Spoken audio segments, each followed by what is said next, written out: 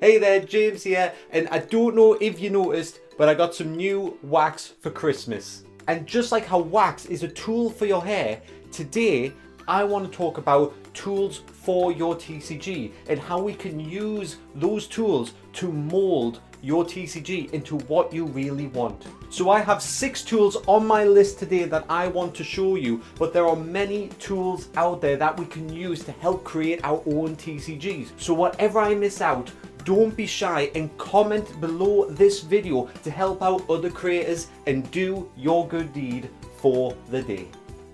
So my number one favorite research tool to use may not come as too much of a surprise to people out there who know me, but it is Pinterest. Pinterest is a fantastic source of different pieces of art and different sources of inspiration. With Pinterest, you can learn new styles, new drawing techniques, character positions, hand references, user interface designs, fashion designs, calligraphy.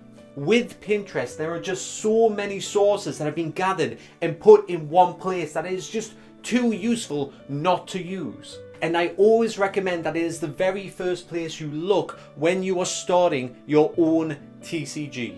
Now, of course, to make a TCG, you need card art. And if you are not using the traditional methods of a piece of paper, pencil, paint, chalk, other mediums like that, then you're gonna go digital. And what sort of tool do you use when you go digital? So for me, when creating Shard TCG, I am gonna go with my obvious bias and pick Inkscape. The main reason I prefer Inkscape is because we're using vectors, which means we can blow the images up to as much as we want without losing any quality. Now this seemed like good future proofing at the time, because if you're creating art to go on a tiny card, but you wanted to create like a promotional poster or banners for your YouTube channels or your website, then you have the lossless quality there. But to rope in another drawing tool, I would also recommend Critter. For just some things that Inkscape isn't capable of doing, Critter is there to take its place. And what is great about both of these tools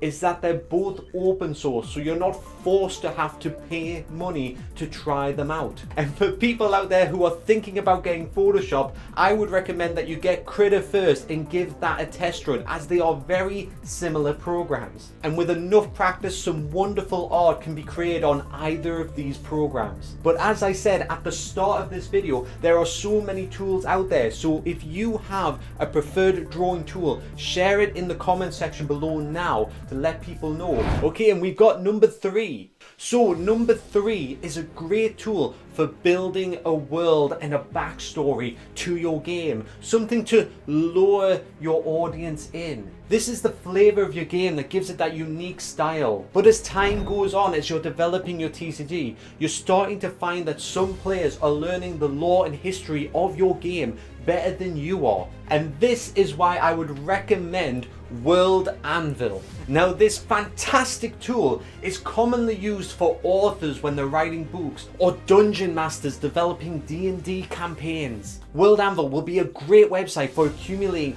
all of the knowledge of your TCG, whether that's the countries that are waging war with each other, your main character's strengths and weaknesses, your ancient relics of the world, your politics of the world, your ecology of the world from every animal to every plant. You can build it all on World Anvil and have them interlocked and neatly categorized so everything is easily accessed.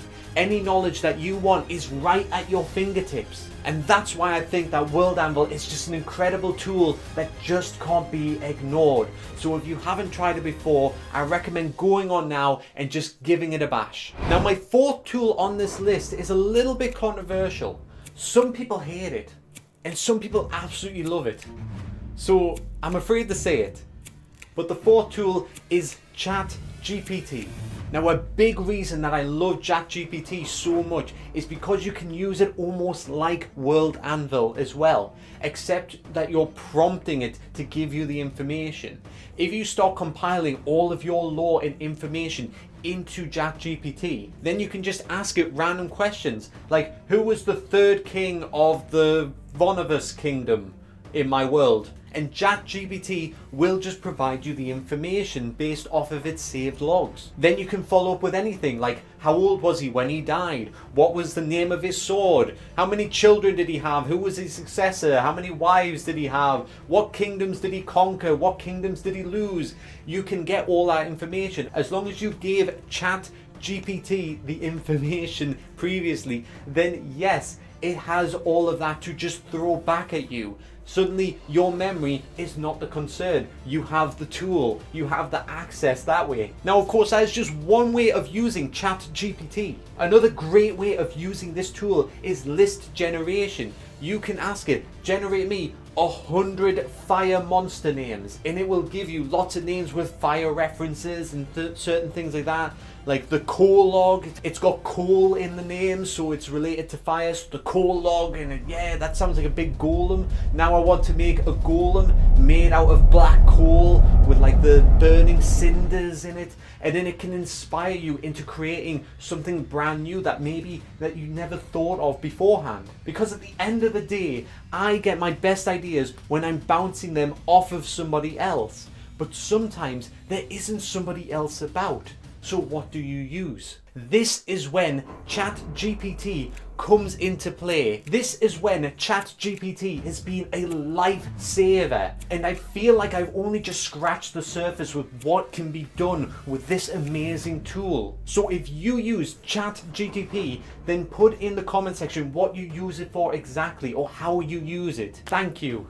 Now I'm going to cover my 5th and 6th one all in one, because they are two very similar tools, and those tools are for play testing your game. So number 5 is my personal preference. It is Tabletop Simulator. I love using it. I love the freedom that you get with it, being able to generate lots of different sorts of assets into the game and actually play testing your game with people across the world. It is an amazing tool. Unfortunately with Tabletop Simulator, it isn't a free game, but all the games that you can download on it once you've purchased it are actually free. It is available on Steam. It's not going to break the bank to buy it. And of course, it does come up on deals quite often, so you can just wait it out and get it even cheaper. Honestly, I talk Tabletop Simulator up so much, I wish I had an affiliate link for it. So a lot of people might have guessed this last one, because if you're not using Tabletop Simulator, then you're probably using Untap. Now Untap is a great free platform for playing different card games. A lot of people in the homemade TCG community already use this, so I'm not really sure how much of a new knowledge this is, but it is worth adding to the list, because you can imagine people typing away going, why didn't you include Untap? So of course I had to add this to the list. So just remember, as long as you've got a laptop or a PC, then you have access to so many different tools that you can use for creating your own TCG. And do not cap yourself, and make sure that you use every tool that you have available to you. That is how we progress, that is how we get better, and that is how we create our perfect TCG in our own eyes. So train and refine your skills using these tools, because if you don't, just like with hair wax, you might end up feeling a bit silly. Don't forget to like and subscribe, and I will see you next time. Goodbye. It's like a fire on the back of my head. What the hell? Wow. Like an anime character.